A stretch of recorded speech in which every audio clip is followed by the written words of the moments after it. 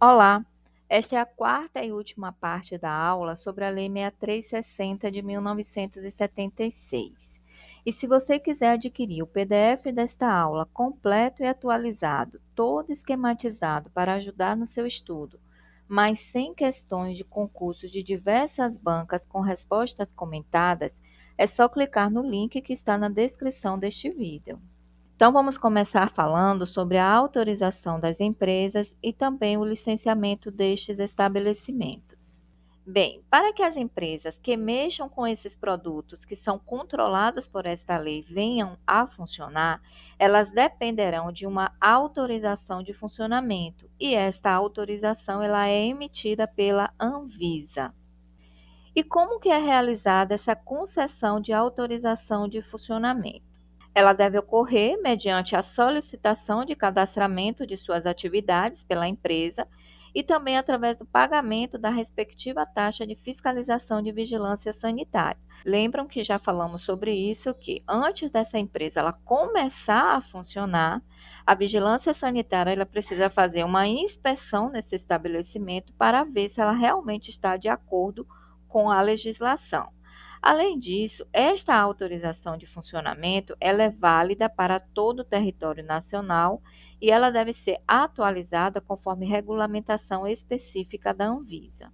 Já com relação ao licenciamento, ele é fornecido pela Autoridade de Vigilância Local, onde estão os estabelecimentos industriais ou comerciais. Cada estabelecimento ele deve ter uma licença específica e independente, ainda que exista mais de um na mesma localidade, pertencente à mesma empresa. Logo, cada filial ela precisará de sua licença de funcionamento.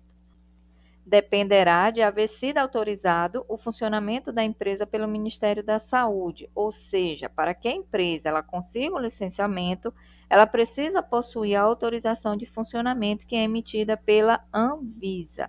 Além disso, ela tem que atender em cada estabelecimento as exigências de caráter técnico e sanitário, que são estabelecidos em regulamento e instruções do Ministério da Saúde, inclusive no tocante à efetiva assistência de responsáveis técnicos habilitados aos diversos setores de atividades. A legislação local supletiva é ela quem deve fixar as exigências e condições para o licenciamento, observando os seguintes preceitos. 1.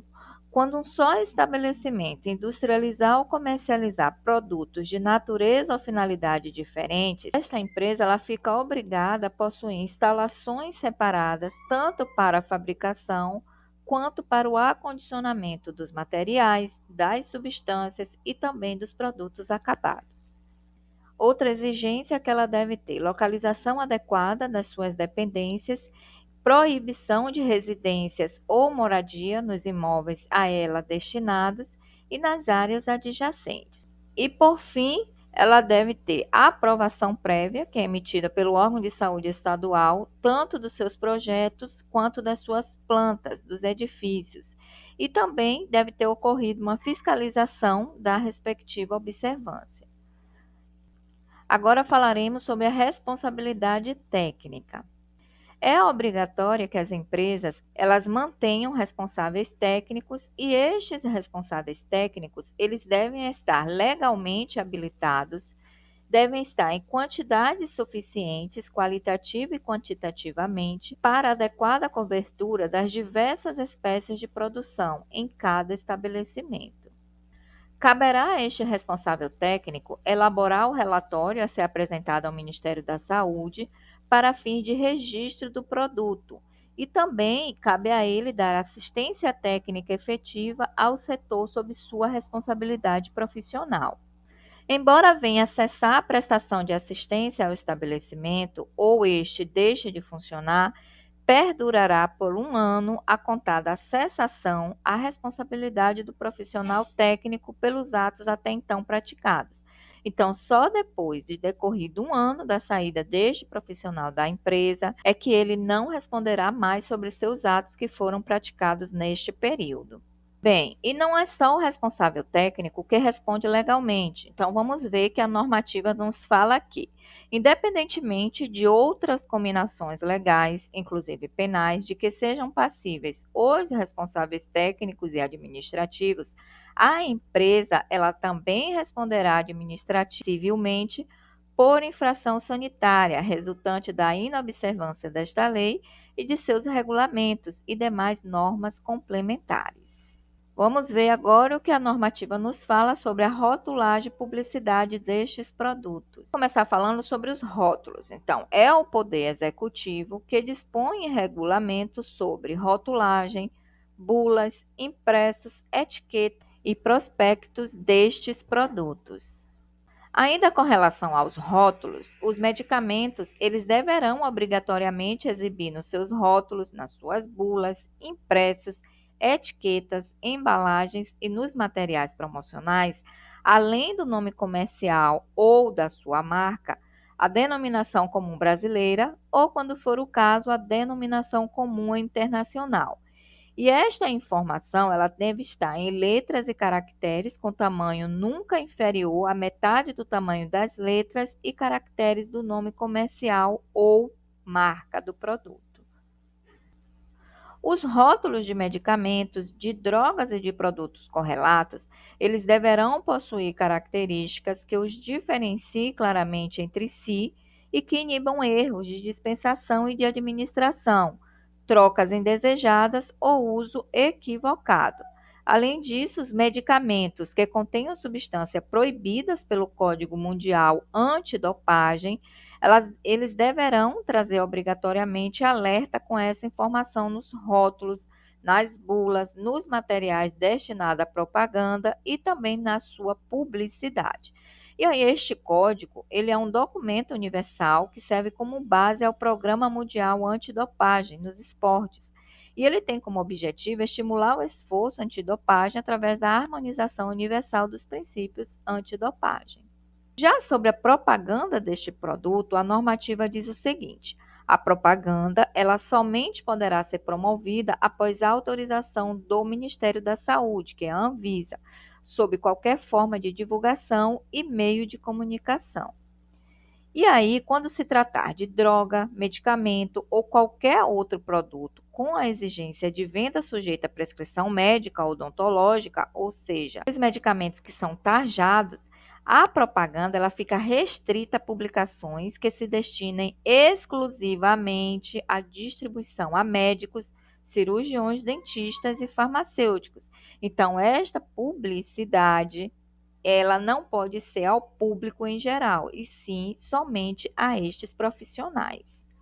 Já a propaganda dos medicamentos de venda livre, dos produtos dietéticos, dos saneantes domissanitários, de cosméticos e de produtos de higiene, será objeto de normas específicas a serem dispostas em regulamento.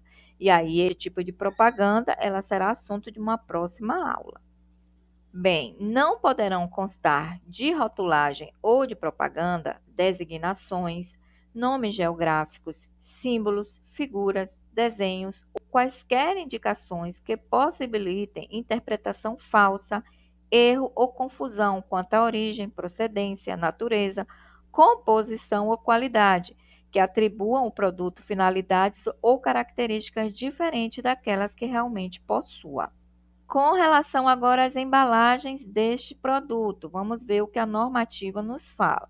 Então, as embalagens, os equipamentos e utensílios elaborados ou revestidos internamente com substâncias que, quando em contato com o produto, possam alterar seus efeitos ou produzir dano à saúde, essa embalagem ela é obrigada a ser aprovada pelo Ministério da Saúde. Já as embalagens que são destinadas ao acondicionamento de drogas, medicamentos, insumos farmacêuticos, produtos de higiene, cosméticos, perfumes e congêneres, que não tenham internamente substância capaz de alterar as condições de pureza e eficácia do produto, aí sim elas independerão de aprovação. E aí não serão autorizadas as embalagens que são destinadas a conter ou a acondicionar drogas, medicamentos ou insumo farmacêutico que são capazes de causar direta ou indiretamente efeitos nocivos à saúde. E também não são autorizadas embalagens para conter ou acondicionar droga, medicamento ou produtos correlatos que possam induzir trocas indesejadas ou erros na dispensação, no uso ou na administração destes produtos. Meios de transportes.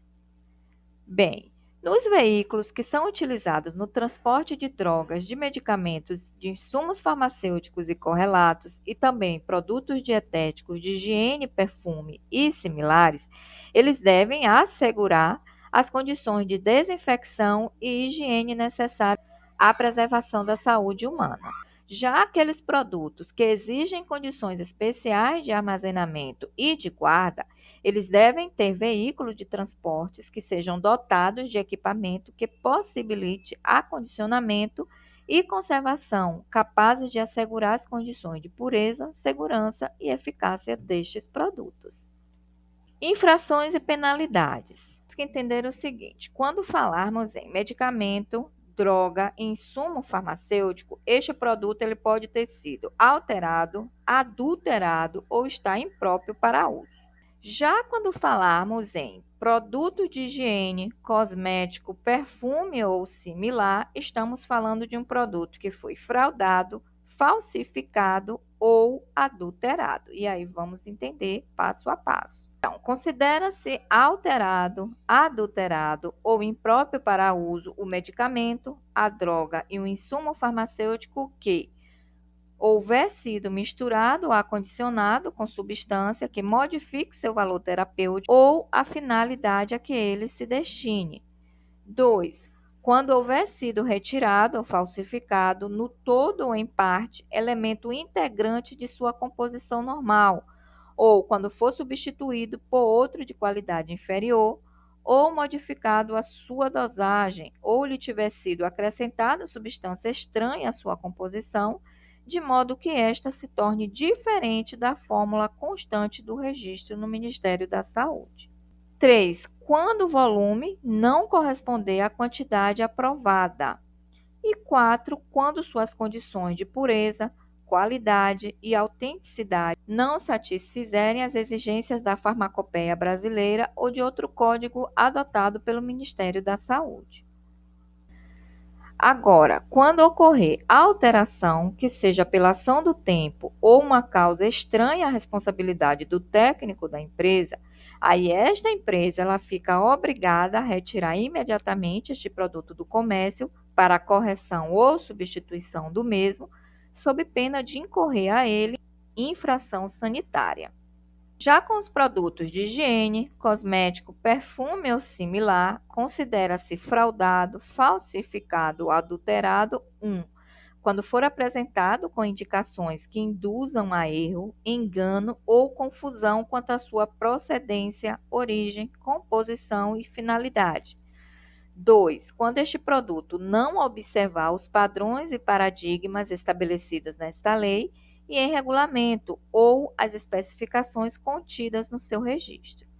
E 3. Estiver modificadas a natureza, composição ou propriedades, ou ainda suas características que constituírem as condições do seu registro, por efeito de adição, redução ou retirada de matérias-primas ou componentes. Aí vamos às proibições. Então, é proibido reaproveitamento e utilização de vasilhame tradicionalmente usado para alimentos, bebidas, refrigerantes, produtos dietéticos, medicamentos, drogas, produtos químicos, de higiene, cosméticos e perfumes, no envasilhamento de saneantes e congêneres.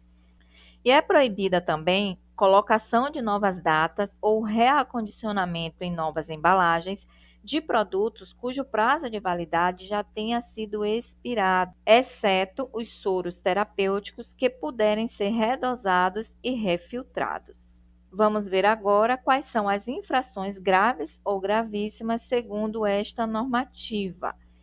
Primeiro, rotular produtos ou deles fazer publicidade sem a observância das normativas ou contrariando aos termos e às condições do registro ou de autorização respectivos. 2. Alterar processo de fabricação de produtos sem prévio assentimento do Ministério da Saúde. Então, a Anvisa, ela já autorizou o funcionamento desta empresa, já sabe qual é o processo de fabricação deste produto. E aí a empresa vai lá e altera esse processo sem autorização, sem o consentimento. Então, também é uma infração grave ou gravíssima.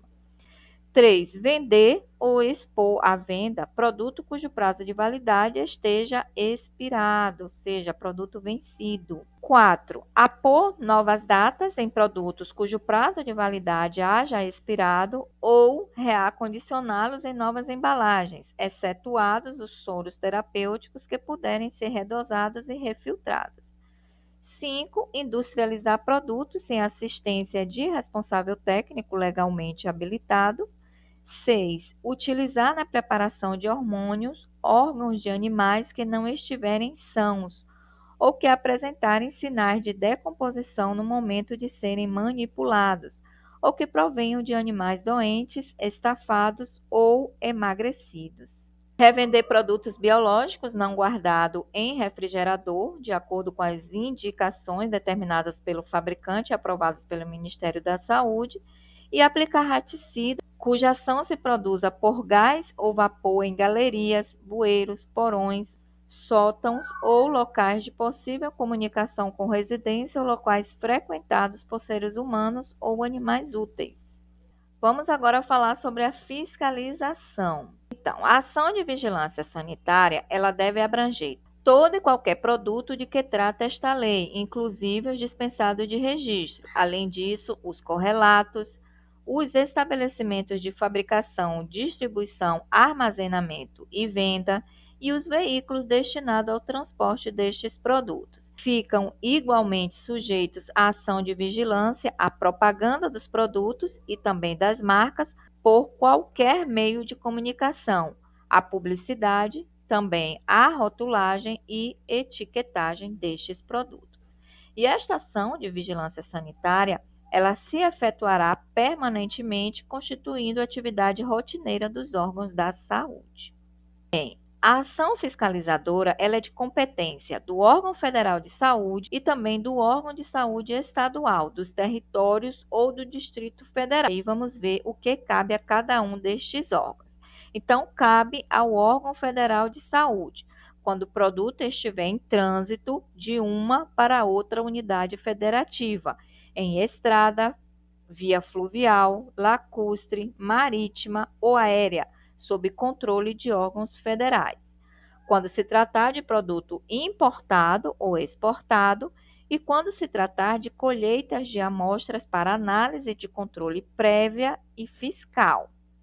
Já com relação ao órgão de saúde estadual, dos territórios ou do Distrito Federal, cabe quando se tratar de produto industrializado ou entregue ao consumo na área de jurisdição respectiva, quanto aos estabelecimentos, instalações e equipamentos industriais ou de comércio, quanto ao transporte nas estradas e vias fluviais ou lacustres de sua área de jurisdição, e quando se tratar de colheita de amostras para análise fiscal. A apuração das infrações, ela deve ser mediante apreensão de amostras e aí fica interditado este produto ou este estabelecimento até a apuração da infração.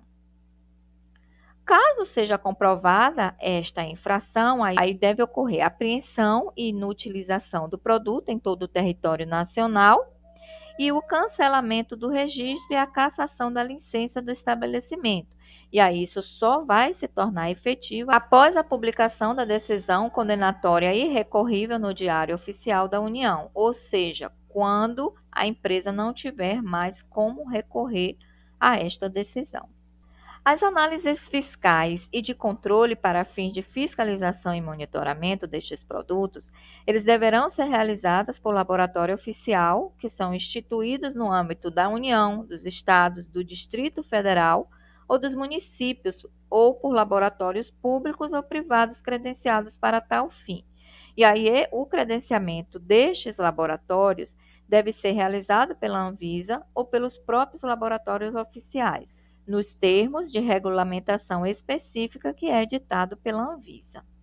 Bem, os servidores públicos que sejam sócios, acionistas ou interessados por qualquer forma de empresas que exerçam atividades sujeitas ao regime desta lei ou lhe prestem serviços com ou sem vínculo empregatício, eles não podem ter exercício em órgão de fiscalização sanitária e nem laboratório de controle. Controle de qualidade dos medicamentos. Nenhuma matéria-prima ou nenhum produto semi-elaborado poderá ser empregado na fabricação de medicamento sem que haja sido verificado possuir qualidade aceitável, segundo provas que sejam objeto de normas do Ministério da Saúde.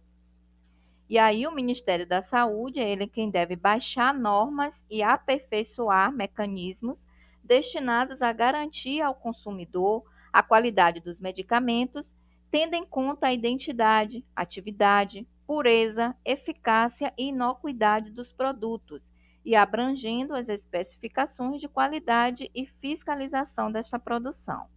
Estas normas, elas determinarão as especificações de qualidade das matérias-primas e dos produtos semi-elaborados utilizados na fabricação dos medicamentos, bem como as especificações de qualidade destes e descreverão com precisão os critérios para a respectiva aceitação. A inspeção da produção de medicamentos, ela terá em vista prioritariamente os seguintes aspectos.